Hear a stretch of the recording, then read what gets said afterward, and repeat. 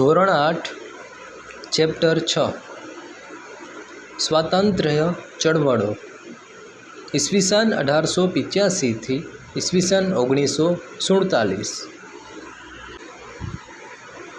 આપણે ભારતમાં અંગ્રેજી શાસનની સ્થાપના, ઈસવીસન 1857નો સંગ્રામ અને 19મી સદીની ભારતની સામાજિક, આર્થિક, રાજકીય અને શૈક્ષણિક સ્થિતિ વિશે અભ્યાસ કર્યો। અહીં આપણે ભારતમાં રાષ્ટ્રવાદનો ઉદ્ભવ અને વિકાસ તથા સ્વાતંત્ર્ય સંગ્રામની રાષ્ટ્રીય ચળવળો વિશે અભ્યાસ કરીશું। રાષ્ટ્રવાદનો ઉદ્ભવ અને વિકાસ। રાષ્ટ્રવાદ એટલે રાષ્ટ્ર માટે તન, મન અને ધન ન્યોછાવર કરવાની ભાવના। રાષ્ટ્રવાદ એટલે પોતાના રાષ્ટ્ર પ્રત્યે એકાત્મકતા અને ગૌરવની ભાવના।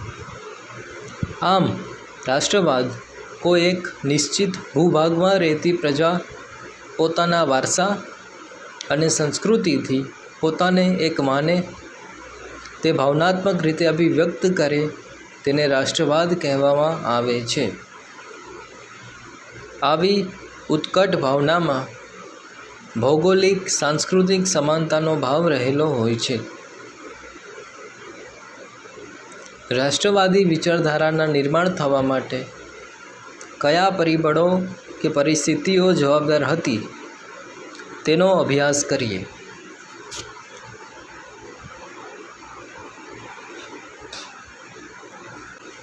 પહેલું, જ્યાં સુધી ભારતીય જનતાને અમે એક છીએ, અમારા હિતો એક છે તેવો ખ્યાલ ન આવે ત્યાં સુધી તેમનામાં રાષ્ટ્રીય એકતાની ભાવનાનો ઉદય થાય નહીં।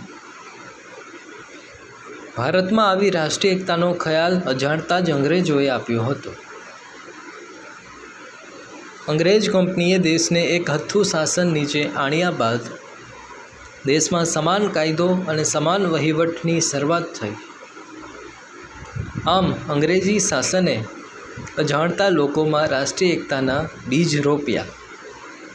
બીજું, અંગ્રેજ સરકારની આર્થિક શોષણની નીતિના પરિણામે ખેડૂતો પાયમાલ થયા અને ઉદ્યોગ ધંધા પડી ભાંગતા કારીગર વર્ગ બેરોજગાર થયો।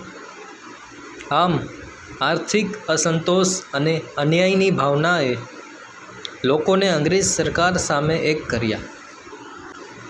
ત્રીજું, અંગ્રેજી કેળવણીના પરિપાક રૂપે ભારતમાં બુદ્ધિજીવીઓનો એક નાનો પરંતુ શક્તિશાળી વર્ગ ઊભો થયો। પાશ્ચાત્ય શિક્ષણે તેમનામાં સ્વશાસન અને સ્વતંત્રતાની ઝંખના જન્માવી, જેના કારણે શ્રેષ્ઠ વિચારકો અને નેતાઓ રાષ્ટ્રને મળ્યા। ભારતમાં અંગ્રેજી ઉપરાંત હિન્દી, ગુજરાતી, મરાઠી, પંજાબી, બંગાળી, ઉર્દૂ વગેરે ભાષાઓમાં ઘણું બધું સાહિત્ય રચાયું। આ સાહિત્યમાં રાષ્ટ્રવાદ, પૌરાણિક ગૌરવ અને વૈચારિક જાગરણને લગતા વિચારો પૂરતા પ્રમાણમાં રહેતા। રાષ્ટ્રવાદના વિકાસમાં જાગ્રત વર્તમાનપત્રોનો ફાળો પણ ભૂલી ન શકાય। ચોથું, અંગ્રેજોના સમયમાં ભારતમાં પુરાતત્વીય સંશોધન થયા અને ભારતીય પ્રાચીન ગ્રંથોનો વિદેશી ભાષાઓમાં અનુવાદ થયો તથા આ સાથે ભારતના ભૂતકાળની ભવ્યતા વિશ્વ સમક્ષ પ્રગટ થઈ। આટલો ભવ્ય ભૂતકાળ ધરાવતી પ્રજા ગુલામ કઈ રીતે રહી શકે, તે પ્રશ્ન પ્રજામાનસમાં ઘુમરાવા લાગ્યો। પાંચમું, અંગ્રેજોના સમયમાં તાર, ટપાલ અને રેલવેની શરૂઆત થઈ। એક પ્રદેશના લોકો બીજા પ્રદેશના લોકો સાથે સંપર્કમાં આવતા તેમનામાં રાષ્ટ્રીય એકતાના વિચારોને બળ મળ્યું।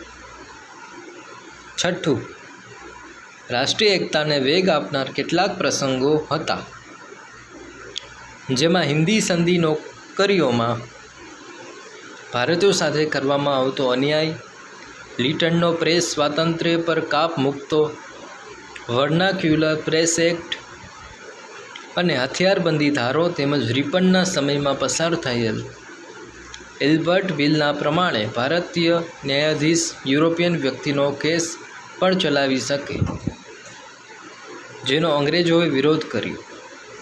પરિણામે સરકારે આ વિધેયક પાછું ખેંચ્યું. આ બધી જ બાબતોએ ભારતીયોને રાષ્ટ્રીય એકતા માટે તૈયાર કર્યા. હિન્દી રાષ્ટ્રીય મહાસભા કોંગ્રેસની સ્થાપના. રાષ્ટ્રવાદના વિચારોને ચોક્કસ દિશા આપવા એક રાષ્ટ્રીય સંસ્થાની જરૂરિયાત હતી, જે અંગ્રેજોની સામે ભારતીયોના હિતોની રજૂઆત કરે. હિન્દી રાષ્ટ્રીય મહાસભાની સ્થાપના પહેલાં ભારતમાં કેટલીક સંસ્થાઓની સ્થાપના કરવામાં આવી હતી. આ બધી જ સંસ્થાઓએ હિન્દી રાષ્ટ્રીય મહાસભાની સ્થાપના માટેનું વાતાવરણ તૈયાર કર્યું. હિન્દી રાષ્ટ્રીય મહાસભાની સ્થાપના માટે નિવૃત્ત અંગ્રેજ અધિકારી એઓ હ્યુમનો ફાળો મહત્ત્વનો છે. તેમણે અંગ્રેજ સરકારને ભારતીય પ્રજામાં અંગ્રેજો સામે ફેલાયેલા આક્રોશ અને અસંતોષથી વાકેફ કર્યા. તેઓનું માનવું હતું કે જો આ અસંતોષ કે આક્રોશ રોકવામાં નહીં આવે તો ઈસવીસન 1857ના પ્રથમ સ્વાતંત્ર્ય સંગ્રામ જેવી ઘટના ફરી નિર્માણ પામશે. 28 ડિસેમ્બર 1885ના રોજ કોંગ્રેસનું પ્રથમ અધિવેશન મુંબઈમાં ગોકુલદાસ તેજપાલ સંસ્કૃત પાઠશાળામાં મળ્યું, જેમાં 72 જેટલા પ્રતિનિધિઓએ હાજરી આપી હતી અને વ્યોમેશ ચંદ્ર બેનર્જી આ અધિવેશનના પ્રમુખ હતા. દાદાભાઈ નવરોજી, ફિરોઝશાહ મહેતા, બદરુદ્દીન તૈયબજી, કેટી તેલંગ, ગોપાલકૃષ્ણ ગોખલે, દિનસા વાછા વગેરે મુખ્ય આગેવાનો હતા. હિન્દી રાષ્ટ્રીય મહાસભા અગાઉના સંગઠનો: British Indian association Kolkata, Bombay association Mumbai, Madras native સભા ચેન્નઈ, પૂના સાર્વજનિક સભા પુણે, ઇન્ડિયન એસોસિએશન કોલકાતા, ગુજરાત સભા અમદાવાદ. તેના પ્રથમ તબક્કાના એટલે કે ઈસવીસન 1885 થી 1905 સમયગાળા દરમિયાન મહાસભાએ સરકાર સામે રાજકીય હકો, આર્થિક અને સામાજિક વિકાસ, શૈક્ષણિક પ્રગતિ વગેરે માટે કરેલી માંગણીઓને અંગ્રેજ સરકારે અવગણી હતી. આમ છતાં આ માંગણીઓએ ભવિષ્યની લડત માટે મજબૂત પાયો નાખ્યો. મહાસભાએ ધારાસભાના વિસ્તાર કરવાની માંગણી, લશ્કરી ખર્ચ ઘટાડવું, કરવેરા ઘટાડવા, ખેડૂતોને દેવામાં રાહત આપવી, સિવિલ સેવા પરીક્ષા ભારત અને લંડનમાં એકસાથે લેવાઈ, અભિવ્યક્તિનું સ્વાતંત્ર્ય વગેરે માંગણીઓ કરેલ. પ્રથમ તબક્કાના ઉદ્દેશ્યો અને કાર્યોને જોતાં કહી શકાય કે મહાસભા બંધારણીય અને લોકશાહી પદ્ધતિ દ્વારા અંગ્રેજ સરકારની અયોગ્ય નીતિનો વિરોધ કરતી હતી, જે ચર્ચાઓ ઠરાવો દ્વારા પોતાની માંગણીઓ અરજી સ્વરૂપે વાઇસરોય પાસે મોકલતી.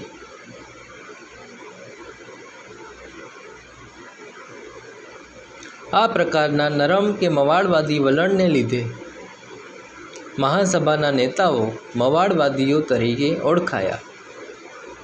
મવાળવાદી નેતાઓએ હિંદના સુશિક્ષિત મધ્યમ વર્ગને સંગઠિત કરી રાષ્ટ્રીય ચેતના માટેની ભૂમિકા તૈયાર કરી.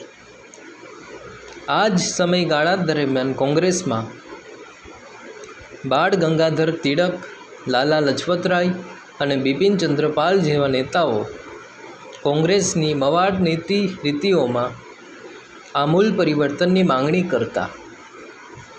તેમણે વિનંતી કે પ્રાર્થના કરવાની કોંગ્રેસની નીતિની ટીકા કરી. તેઓ કહેતા, સરકારના નેક ઇરાદા પર વિશ્વાસ કરતાં આપણે આપણી શક્તિ પર વિશ્વાસ કરવો જોઈએ. તેઓ જહાલવાદી તરીકે ઓળખાયા. તિલક મહારાજે કહ્યું કે સ્વરાજ મારો જન્મસિદ્ધ અધિકાર છે, તે હું લઈને જ જંપીશ. લાલ, બાલ અને પાલની કામગીરીના પરિણામે જાગૃત થયેલો હિંદનો યુવા વર્ગ ઉત્સાહી, આત્મવિશ્વાસી અને આક્રમક હતો. જહાલવાદી નેતાઓમાં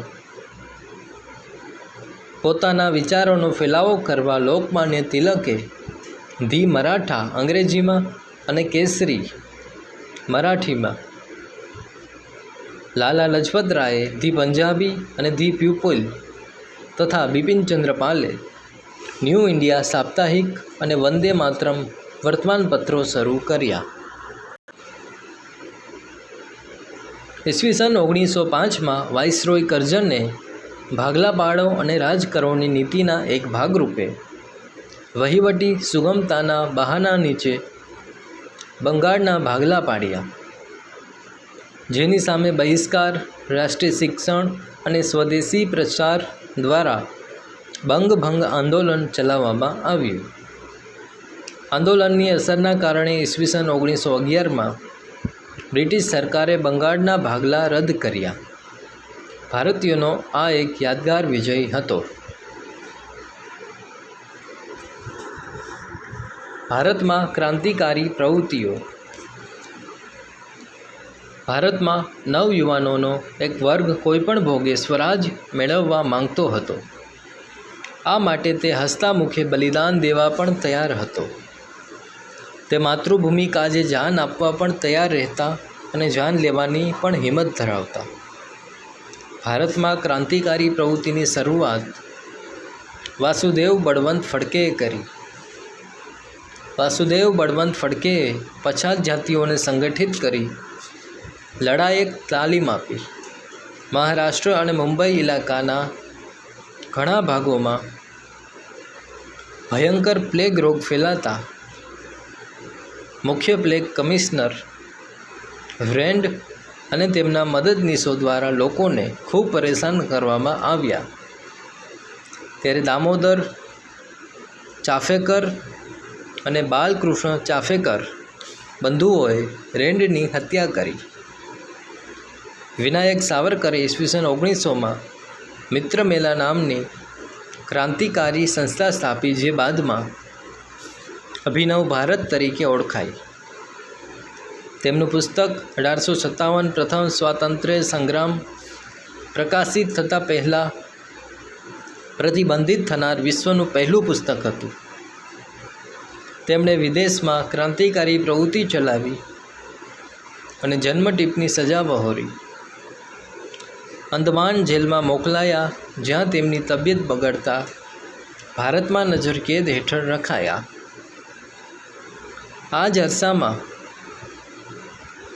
કોલકાતામાં અનુશીલન સમિતિની સ્થાપના કરવામાં આવી.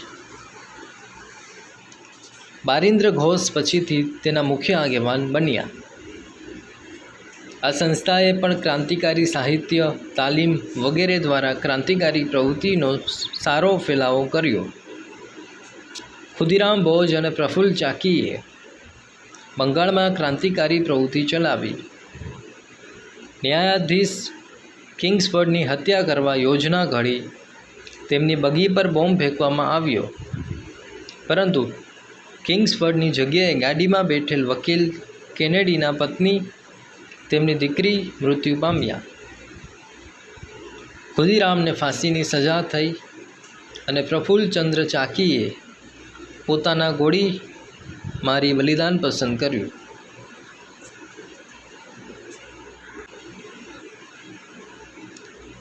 રામપ્રસાદ બિસ્મિલ અને અશફાકુલ્લા ખાને હિન્દુ મુસ્લિમ એકતાનું ઉત્તમ ઉદાહરણ પૂરું પાડ્યું.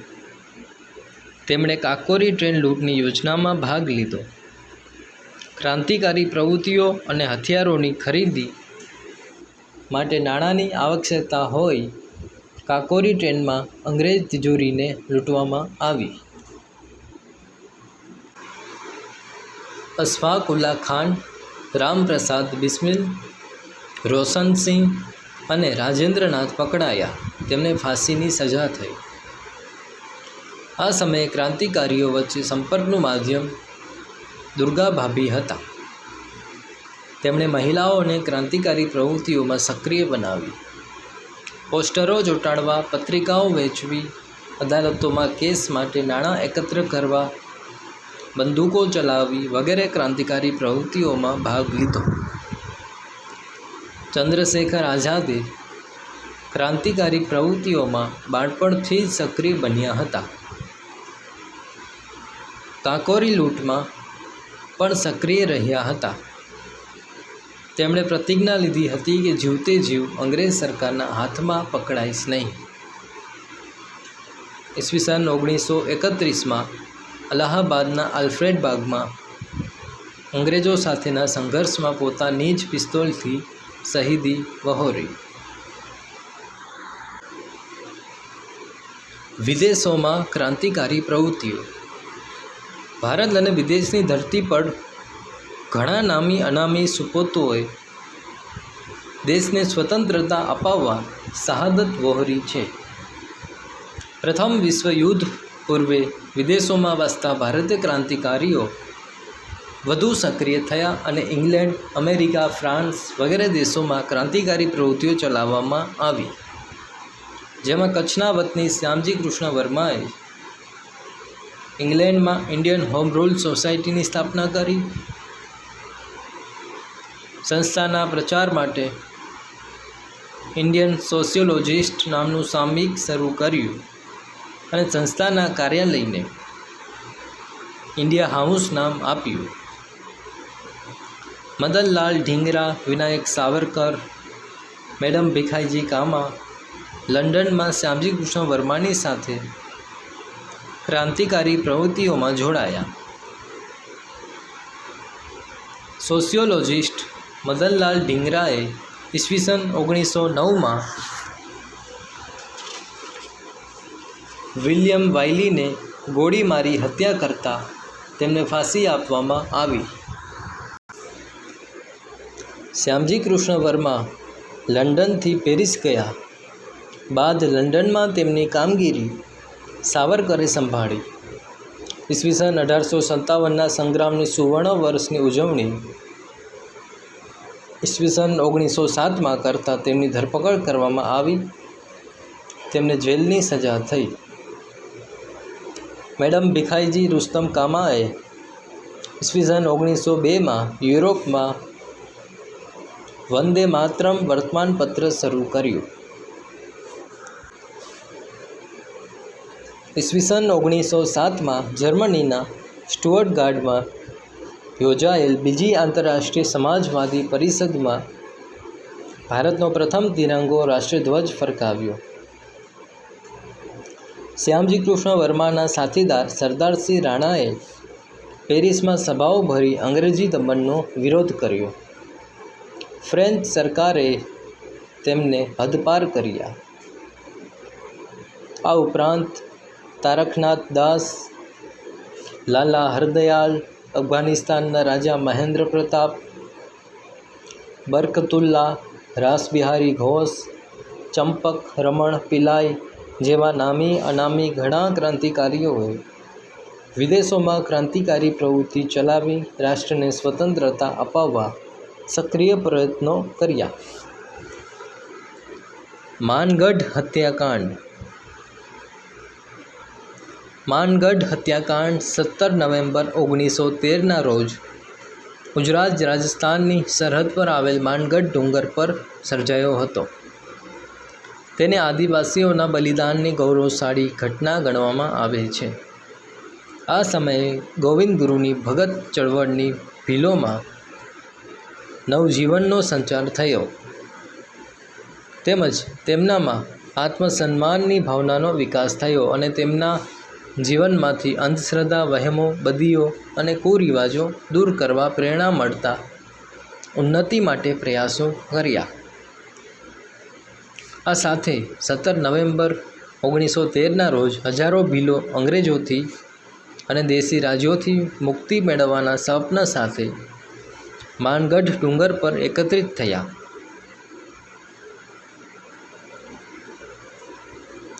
તે દિવસે બ્રિટિશ લશ્કર અને સહયોગી દેશી રજવાડાના લશ્કરે માનગઢના ડુંગર પર હુમલો કર્યો. વિદ્વાનોના મતે 1200થી વધુ આદિવાસીઓ શહીદ થયા. અંગ્રેજોએ આ ચળવળને ભારે ક્રૂરતાપૂર્વક દબાવી દીધી અને ગોવિંદ ગુરુની ધરપકડ કરી હતી. તેમની મુક્તિ બાદ તેઓ કંબોઈ, દાહોદ જિલ્લો, તાલુકો લીંબડી ખાતે રહ્યા હતા. આજે ત્યાં તેમની સમાધિ છે. આ ઉપરાંત વ્યારા આદિવાસી આંદોલન ઈસવીસન 1914 તાપી જિલ્લામાં થયું હતું. દઢવાવ આદિવાસી આંદોલન ઈસવીસન 1922 સાબરકાંઠા જિલ્લો, વિજયનગર તાલુકામાં થયું હતું. આ આંદોલનોને દબાવી દેવામાં આવ્યા હતા. પ્રવૃત્તિ: તમારા શિક્ષક પાસેથી દઢવાવ અને વ્યારાની આદિવાસી ચળવળોની વિશેષ માહિતી મેળવો. ગાંધીજીનું હિંદમાં આગમન.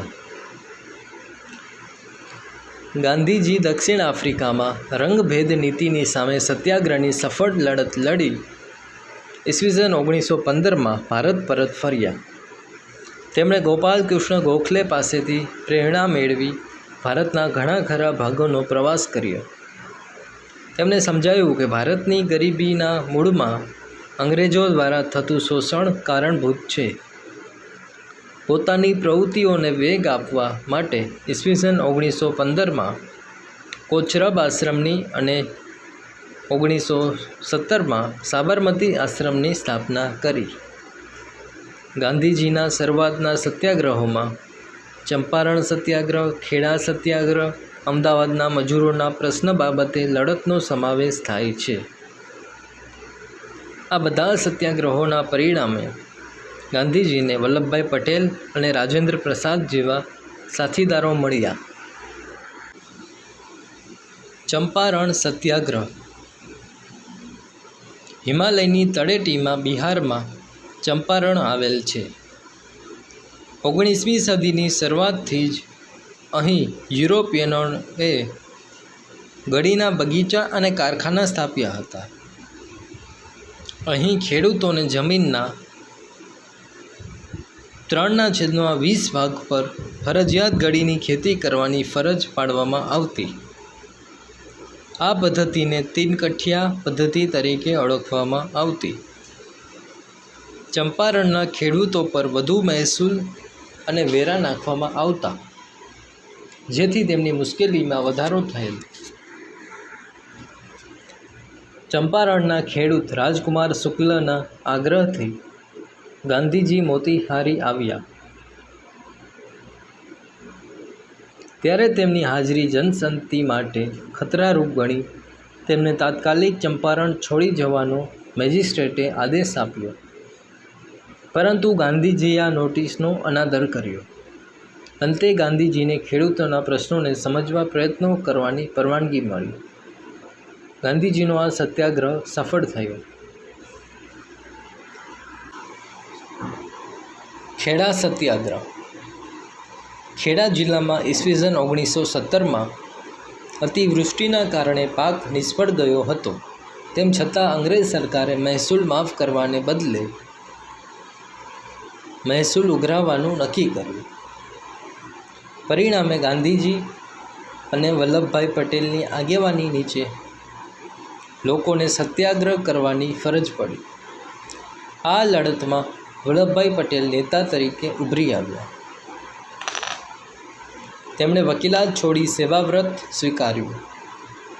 ગાંધીજીએ ખેડૂતોને કહ્યું કે સરકાર આપણી માંગણી ન સ્વીકારે તો આપણે મહેસૂલ ભરવાનું નથી. સરકારે મહેસૂલની રકમ ઉઘરાવવા જપ્તી શરૂ કરી. આ સમયે સરકારે જપ્ત કરેલ એક ખેતરમાં ડુંગળીનો પાક તૈયાર હતો. ગાંધીજીની સલાહથી મોહનલાલ પંડ્યા પોતાના સાથીદારો સાથે આ પાક કાપી લાવ્યા. સરકારે મોહનલાલને પકડી 15 દિવસની જેલની સજા કરી. તે છૂટ્યા ત્યારે લોકોએ સ્વાગત કર્યું. ગાંધીજીએ તેમને ડુંગળી ચોરનું બિરુદ આપ્યું.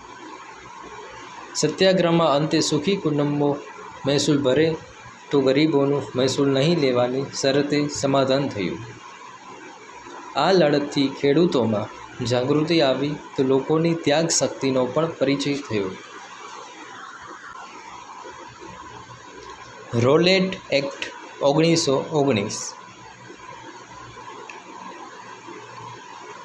પ્રથમ વિશ્વયુદ્ધ બાદ સરકારે માર્ચ 1919માં રોલેટ એક્ટ પસાર કર્યો.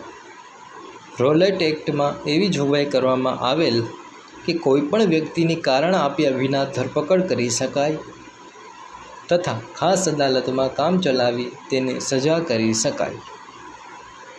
લોકોના સ્વતંત્રતા પર કાબ મૂકતા આ કાયદાનો લોકોએ વિરોધ કર્યો. ગાંધીજીએ આને કાળો કાયદો કહ્યો અને સત્યાગ્રહ શરૂ કર્યો. જલિયાવાલા બાગનો હત્યાકાંડ. રોલેટ એક્ટ વિરુદ્ધ ગાંધીજીનો સત્યાગ્રહ કચડી નાખવા સરકારે આકરા પગલાં ભર્યા. પંજાબમાં આ સમયે સ્થિતિ સ્ફોટક હતી.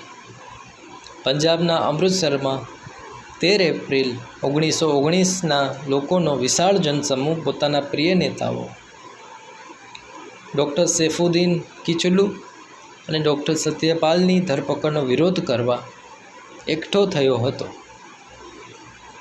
જલિયાવાલા બાગમાં વૈશાખીના તહેવારને અનુલક્ષીને વધારે લોકો આવ્યા હતા.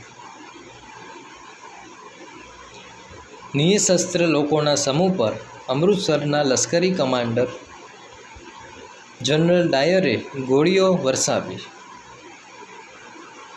જ્યાં સુધી લશ્કર પાસે ગોળીઓ સમાપ્ત ન થઈ ત્યાં સુધી ગોળીબાર ચાલુ રહ્યો. 1000 જેટલા લોકો આ ગોળીબારમાં મૃત્યુ પામ્યા અને અનેક લોકો ઘાયલ થયા. સરકારે પંજાબમાં માર્શલ લો લગાડી લોકો પર અત્યાચાર કર્યો. સમગ્ર દેશમાં ભયનું વાતાવરણ વ્યાપી ગયું. સામ્રાજ્યવાદી શાસનનો ભયંકર વિરોધ થયો. આ ઘટનાથી વ્યથિત થઈ ગાંધીજીએ સરકાર દ્વારા અપાયેલો કૈસરે હિંદનો ઇલકાબ ત્યજી દીધો. રવિન્દ્રનાથ ટાગોરે નાઇટહુડની પદવી પરત કરી. અસહકાર આંદોલન. ઈસવીસન 1920માં ગાંધીજીએ અસહકાર આંદોલન શરૂ કર્યું. આ આંદોલનના મુખ્ય 2 પાસા છે: ખંડનાત્મક પાસું અને રચનાત્મક પાસું. ખંડનાત્મક પાસામાં શાળા, કોલેજ, ધારાસભા, અદાલતોનો, સ્થાનિક સ્વરાજની સંસ્થાઓનો બહિષ્કાર, વિદેશી માલનો બહિષ્કારનો સમાવેશ થતો. હજારો વિદ્યાર્થીઓએ શાળા કોલેજો છોડી દીધી. મોતીલાલ નહેરુ, ચિત્તરંજન દાસ, વિઠ્ઠલભાઈ પટેલ, વલ્લભભાઈ પટેલ, રાજેન્દ્ર પ્રસાદ જેવા જાણીતા વકીલોએ પોતાની ધીકતી વકીલાત છોડી દીધી અને પોતાનું બાકીનું જીવન દેશ સેવામાં સમર્પિત કરી દીધું. અંગ્રેજો દ્વારા આપવામાં આવેલ ઉપાધિઓને પણ ફગાવી દેવામાં આવી. ઠેર ઠેર વિદેશી કાપડની હોડી કરવામાં આવી. આ આંદોલન દરમિયાન પ્રિન્સ ઓફ વેલ્સનું ભારત આગમન થયું. તેનો પણ દેશમાં હડતાલ પાડી વિરોધ કરવામાં આવ્યો. આંદોલનના રચનાત્મક પાસાઓમાં ઘરે ઘરે રેડિયો કાતવા, ખાદી ઉત્પાદન, સ્વદેશી પ્રસાર, દારૂબંધી, અસ્પૃશ્યતા નિવારણ, હિન્દુ મુસ્લિમ ઐક્ય વગેરે જેવા રચનાત્મક કાર્યો હાથ ધરવામાં આવ્યા. રાષ્ટ્રીય શિક્ષણ આપવા શાળા કોલેજો શરૂ કરવામાં આવી, જેમાં ગુજરાત વિદ્યાપીઠ, બિહાર વિદ્યાપીઠ, બનારસ વિદ્યાપીઠ, જામિયા મિલિયા વિદ્યાપીઠ, વગેરેની સ્થાપના કરવામાં આવી. આ આંદોલન સાથે કેટલાક પ્રદેશોમાં સ્થાનિક પ્રશ્નો જોડી આંદોલન કરવામાં આવેલ, જેમાં આંધ્રપ્રદેશના ગંતુર જિલ્લામાં વન સત્યાગ્રહ અને અસમના ચાના બગીચાના મજૂરોના આંદોલનનો સમાવેશ થાય છે. મહાત્મા ગાંધી અહિંસક સત્યાગ્રહમાં માનતા હતા. ઈસવીસન 1922માં જ્યારે ઉત્તર પ્રદેશના ગોરખપુર પાસેના ચોરી ચોરા ગામે ખેડૂતોના શાંત સંઘર્ષ પર પોલીસે ગોળીબાર કરતા રોષે ભરાયેલા ટોળાએ પોલીસ સ્ટેશન પર હુમલો કર્યો. પોલીસ સ્ટેશનને આગ ચાંપી, જેમાં 22 જેટલા પોલીસ કર્મચારી મૃત્યુ પામ્યા. આ સમાચાર ગાંધીજીને મળતા ગાંધીજીએ અસહકાર આંદોલન મોકૂફ રાખવાની જાહેરાત કરી. સરકારે ગાંધીજીની ધરપકડ કરી. ગાંધીજીએ લોકોને રચનાત્મક કાર્યોમાં લાગી જવા અનુરોધ કર્યો. આ સમયે કોંગ્રેસમાં મોતીલાલ નહેરુ અને ચિત્તરંજન દાસનું માનવું હતું કે પક્ષે ધારાસભાની ચૂંટણીમાં ભાગ લઈ બંધારણીય લડત આપી લોકોને વૈકલ્પિક કાર્યક્રમ પૂરો પાડવો જોઈએ. આ વિચારથી સ્વરાજ પક્ષની રચના કરવામાં આવી. સાયમન કમિશનનો બહિષ્કાર અને નહેરુ અહેવાલ. આ સમયમાં સાયમન કમિશન ભારત આવ્યું, પરંતુ કમિશનના સભ્યોમાં એક પણ ભારતીય ન હોય હિંદના લોકો અને પક્ષો દ્વારા તેનો બહિષ્કાર કરવામાં આવ્યો. સાયમન ગો બેકના નારા સાથે તેનો વિરોધ કરવામાં આવ્યો. લાહોરમાં શાંત વિરોધ પ્રદર્શન દરમિયાન લાઠીચાર્જ થતાં લાલા લજપતરાય ઘાયલ થયા બાદ તેમનું અવસાન થયું, જેથી લાલાજીના મૃત્યુના સમાચારથી ભગતસિંહ, સુખદેવ, રાજગુરુ વગેરે ક્રાંતિકારીઓ ઉશ્કેરાયા અને લાઠીચાર્જનો આદેશ આપનાર અંગ્રેજ પોલીસ અધિકારી સોન્ડર્સની હત્યા કરવામાં આવી. સાયમન કમિશન નિષ્ફળ જતાં હિન્દી વજીર બર્કનહેડે બધા પક્ષોને માન્ય બંધારણ ઘડી આપવા આહ્વાન આપ્યું, જેથી રાષ્ટ્રીય મહાસભાએ મોતીલાલ નહેરુની અધ્યક્ષતામાં નહેરુ કમિટીનું ગઠન કરેલું અને તેનો રિપોર્ટ નહેરુ અહેવાલ તરીકે ઓળખાય છે.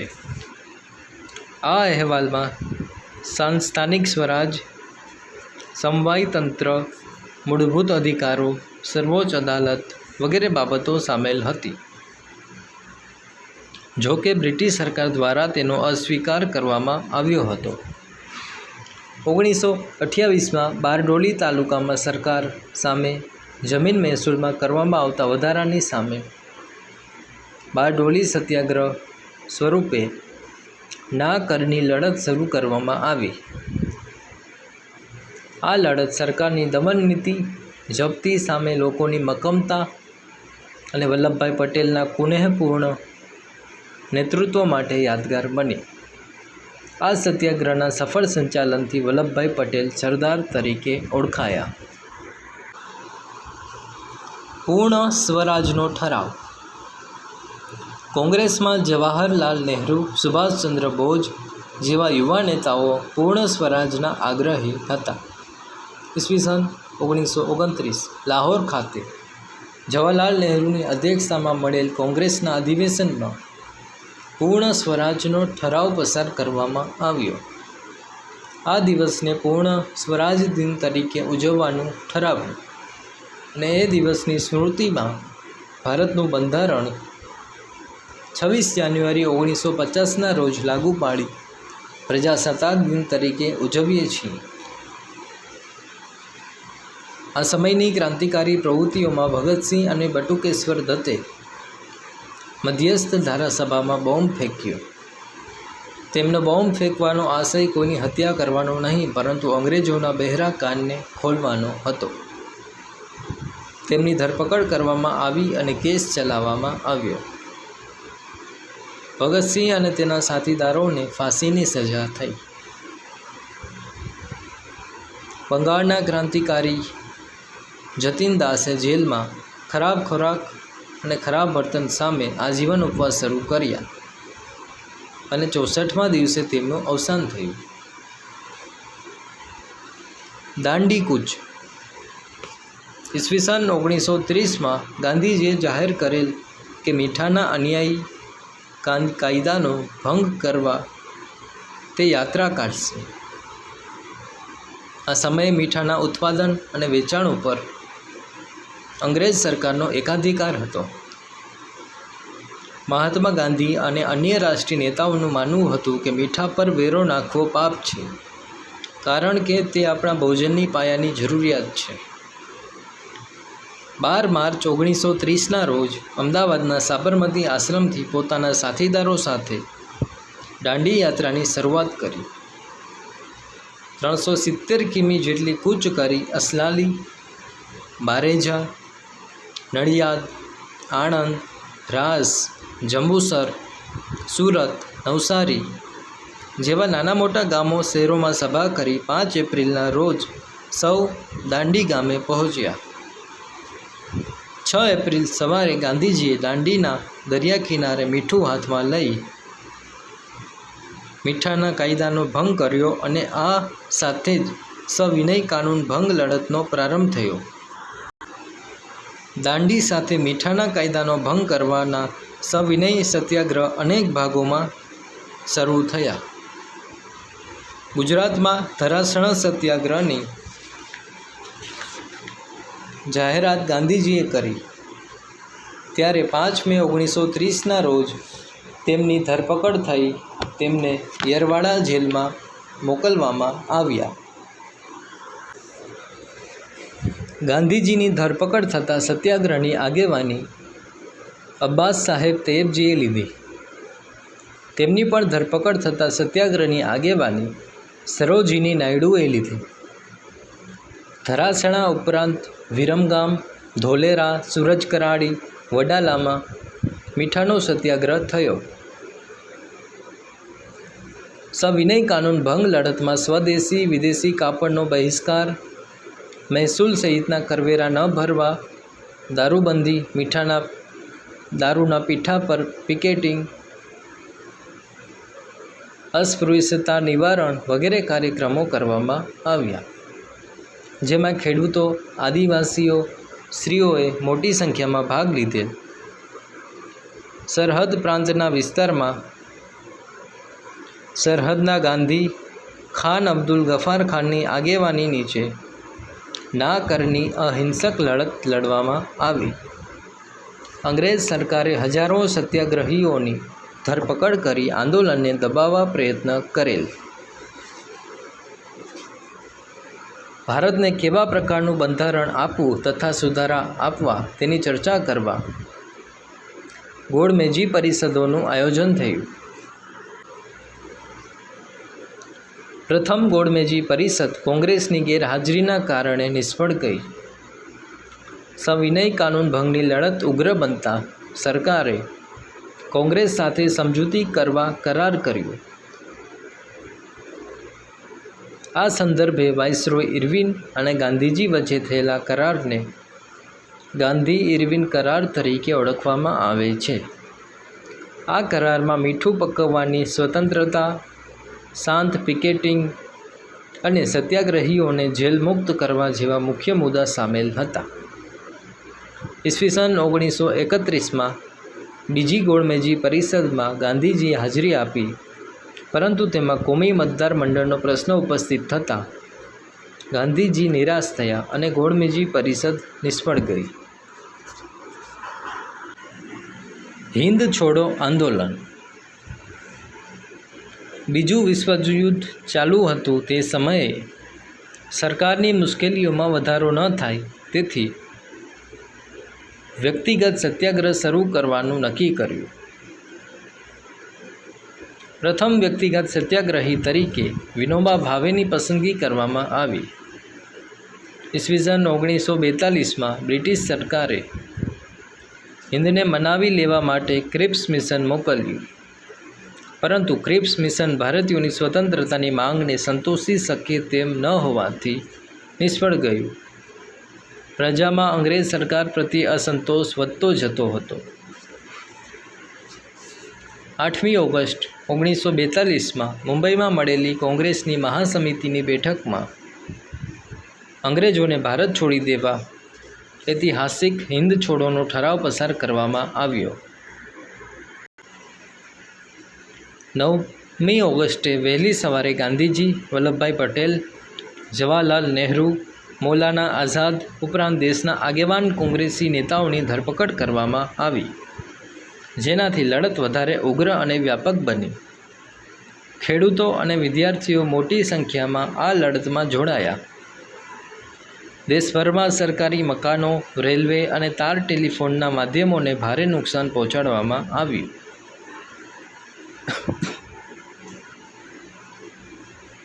દેશના ઘણા વિસ્તારોમાં હડતાલો પડી. લડતને વ્યાપક બનાવવા દેશના ઘણા વિસ્તારોમાં લોકોએ પોતાની રાષ્ટ્રીય સરકારોની રચના કરી. અંગ્રેજોએ આ આંદોલનને કચડી નાખવા દમનકારી પગલાં ભર્યા. 1943ના અંત સુધીમાં મોટા પાયે સ્વાતંત્ર્ય સેનાનીઓની ધરપકડ કરવામાં આવી. અનેક લોકોએ લડતમાં જાન ગુમાવ્યા. આ લડતથી અંગ્રેજ સરકારને ખાતરી થઈ ગઈ કે હવે લાંબા સમય સુધી ભારતમાં લોકોને પરાધીન રાખી શકાશે નહીં. સુભાષચંદ્ર બોઝ અને આઝાદ હિંદ ફૌજ. બીજા વિશ્વયુદ્ધ દરમિયાન પણ આઝાદી માટે ક્રાંતિકારી પ્રવૃત્તિઓ અને સશસ્ત્ર ક્રાંતિના પ્રયાસો ચાલુ હતા, જેમાં સુભાષચંદ્ર બોઝ મુખ્ય હતા. સુભાષચંદ્ર બોઝનો જન્મ 23 જાન્યુઆરી 1897ના રોજ ઓડિશાના કટક શહેરમાં થયો હતો. ICS જેવી મુશ્કેલ પરીક્ષા પાસ કરવા છતાં અંગ્રેજોની નોકરી ન સ્વીકારી દેશ સેવામાં જોડાયા. રાષ્ટ્રીય મહાસભા એટલે કે કોંગ્રેસના સક્રિય કાર્યકર બની ગયા. તેઓ હરિપુરા, બારડોલી ઈસવીસન 1938 અને ત્રિપુરા ઈસવીસન 1939 એમ 2 વર્ષ પ્રમુખ તરીકે ચૂંટાયા. થોડા સમય બાદ કોંગ્રેસના ટોચના નેતાઓ સાથેના વૈચારિક મતભેદના કારણે કોંગ્રેસમાંથી રાજીનામું આપી અલગ ફોરવર્ડ બ્લોક નામના નવા રાજકીય પક્ષની સ્થાપના કરી. બીજા વિશ્વયુદ્ધ સમયે અંગ્રેજ સરકારની નીતિઓનો વિરોધનો પ્રચાર કરતા તેમની ધરપકડ થઈ. જેલમાં રાજકીય કેદીઓ સાથે અંગ્રેજ સરકાર યોગ્ય વ્યવહાર કરતી ન હોય. જેલમાં આમરણાંત ઉપવાસ શરૂ કર્યા, પણ તબિયત બગડતા તેમના નિવાસસ્થાને નજરકેદ રાખવામાં આવ્યા. ત્યાં તક મળતા એક દિવસ તેઓ પઠાણનો વેશ ધારણ કરી કોલકાતાથી અફઘાનિસ્તાન, બર્લિન થઈ જાપાન પહોંચ્યા. રાસબિહારી બોઝની સહાયથી ત્યાં આઝાદ હિંદ ફૌજની સ્થાપના કરવામાં આવી હતી, જેના સેનાપતિ કેપ્ટન મોહનસિંઘ હતા. સુભાષચંદ્ર બોઝ જાપાનથી આવતા તેમને આઝાદ હિંદ ફૌજના વડા બનાવવામાં આવ્યા. તેમણે ફૌજનું નવું સંસ્કરણ હાથ ધરી તેમાં નવું જોમ ઉમેર્યું. તેમણે ચલો દિલ્હી અને તુમ મુझे ખૂન દો, મેં તુમ્हें આઝાદી દૂંગા જેવા સૂત્રો આપ્યા. તેમણે હિંદના અગ્રીમ નેતાઓ જેવા કે મહાત્મા ગાંધી, પંડિત નહેરુ, મૌલાના આઝાદ વગેરેના નામ પરથી લશ્કરી બ્રિગેડની રચના કરી. એક મહિલા બ્રિગેડની પણ રચના કરવામાં આવી, જેને લક્ષ્મીબાઈ બ્રિગેડ નામ આપ્યું. આઝાદ હિંદ ફૌજે પૂર્વ સરહદે આરાકાન અને ઇમ્ફાલ વિભાગમાં કેટલાક વિજયો મેળવ્યા, પણ બીજા વિશ્વયુદ્ધમાં જાપાનની સ્થિતિ બદલાતા પુરવઠાની તંગી સર્જાતા, ભારે વરસાદ, ભૂખમરો અને પ્રાકૃતિક પ્રતિકૂળતા સર્જાતા આઝાદ હિંદ ફૌજની પીછેહટ થઈ. 18 ઓગસ્ટ 1945ના રોજ સુભાષચંદ્ર બોઝ જાપાન પરત ફરી રહ્યા હતા, ત્યારે વિમાનમાં આગ લાગતા નેતાજી સખત રીતે દાઝ્યા અને અવસાન પામ્યા એમ માનવામાં આવે છે. આજે પણ આ ઘટના વણઉકેલ્યું રહસ્ય છે. સ્વાતંત્ર્ય પ્રાપ્તિ તરફ પ્રયાણ. મુંબઈમાં ભારતીય નૌસેનાના સૈનિકોએ વિદ્રોહ ઈસવીસન 1946માં કર્યો. આથી સરકારને લાગ્યું કે ક્રમશઃ સેના પણ તેના હાથમાંથી સરકી રહી છે. પરિણામે ઇંગ્લેન્ડના વડાપ્રધાન ભારતને પૂર્ણ સ્વરાજ આપવાની વાટાઘાટો કરવા કેબિનેટ કક્ષાના 3 પ્રધાનો ભારત મોકલવાની જાહેરાત કરી. કેબિનેટ મિશનના સભ્યોએ ભારત આવી રાજકીય પક્ષોના આગેવાનો સાથે મુલાકાત કરી. કેબિનેટ મિશન યોજનામાં 2 બાબતોનો સમાવેશ થતો હતો. એક લાંબા ગાળાની યોજના અને બીજી વચગાળાની યોજના. લાંબા ગાળાની યોજનામાં ભારતને હિન્દુ બહુમતીવાળા વિસ્તારો, મુસ્લિમ બહુમતીવાળા વિસ્તારો અને મિશ્ર વસ્તી એમ 3 જૂથોમાં વહેંચવામાં આવે. વચગાળાની યોજના અંતર્ગત વચગાળાની સરકાર રચવાની થાય. મુસ્લિમ લીગે મુસ્લિમો માટેની બેઠકો મુસ્લિમ લીગ દ્વારા ભરાય તેવો આગ્રહ કર્યો, પણ બ્રિટિશ સરકારે તે ન સ્વીકારતા મુસ્લિમ લીગે આ યોજના સ્વીકારવાની ના પાડી. દેશમાં પાકિસ્તાનની માંગણી સાથે સીધા પગલાં ભરવાની અપીલ કરી. કોલકાતા અને દેશના અન્ય ભાગોમાં ભયંકર કોમી તોફાનો થયા. જુલાઈ 1946માં બંધારણ સભાની રચના માટે ચૂંટણી થઈ. નવી વચગાળાની સરકારમાં મુસ્લિમ લીગે વિદ્રોહી વલણ અપનાવ્યું. તેનાથી કોમી એખલાસનું વાતાવરણ જોખમાયું. કટોકટીના સમયે બ્રિટિશ વડાપ્રધાન એટલીએ ફેબ્રુઆરી 1947માં જાહેરાત કરી કે બ્રિટિશ સરકાર જૂન 1948 સુધીમાં ભારતમાંથી વિદાય લેશે. ભારતના વાઇસરોય તરીકે વેવેલના સ્થાને માઉન્ટ બેટનની નિમણૂક કરવામાં આવી. માઉન્ટ બેટને હોદ્દો સંભાળ્યો ત્યારે દેશના કેટલાક ભાગોમાં હિંસક તોફાન ચાલુ હતા. લીગના સભ્યોના અસહકારભર્યા વલણને કારણે વચગાળાની સરકાર કામ કરી શકતી ન હતી. કોંગ્રેસ અને લીગ વચ્ચે સમાધાન શક્ય ન બનતા માઉન્ટ બેટને હિંદના ભાગલા કરવાનો નિર્ણય લીધો. અનેક સ્વાયત્ત અને વિરોધી એકમોવાળી નિર્બળ કેન્દ્ર સરકાર કરતાં કેન્દ્રને આધીન એવા વહીવટી એકમો સાથેની સુદૃઢ કેન્દ્ર સરકાર ધરાવતું હિંદ વધારે શાંતિ ભોગવી શકશે તેવી માઉન્ટ બેટનની દલીલ જવાહરલાલ, સરદાર પટેલ અને કોંગ્રેસના અન્ય નેતાઓને યોગ્ય લાગી. માઉન્ટ બેટન યોજના પ્રમાણે જુલાઈ 1947માં હિંદ સ્વાતંત્ર્ય ધારો પસાર થયો અને તે મુજબ હિંદના 2 ભાગલા ભારત અને પાકિસ્તાન થયા. 14 ઓગસ્ટ 1947ની મધરાત પછી 15 ઓગસ્ટ દિલ્હીના લાલ કિલ્લા પરથી બ્રિટનનો યુનિયન જેક ઉતારી તેને સ્થાને તિરંગો ધ્વજ ફરકાવી ભારતને એક સ્વતંત્ર રાષ્ટ્રનો દરજ્જો આપવામાં આવ્યો. પ્રવૃત્તિ: તમારા જિલ્લા શહેરના સ્વાતંત્ર્ય સેનાનીઓ વિશે માહિતી એકત્ર કરો. ગાંધીજીના સત્યાગ્રહો પર હસ્તલિખિત અંક તૈયાર કરો. ગાંધીજી, સરદાર નહેરુ, આંબેડકર, ભગતસિંહ, સાવરકર, સુભાષચંદ્ર બોઝ વગેરે મહાપુરુષોના જીવન ચરિત્ર આધારિત ફિલ્મ નિહાળો. ભારતના ક્રાંતિકારીઓના જીવન ચરિત્ર આધારિત હસ્તલિખિત અંક તૈયાર કરો.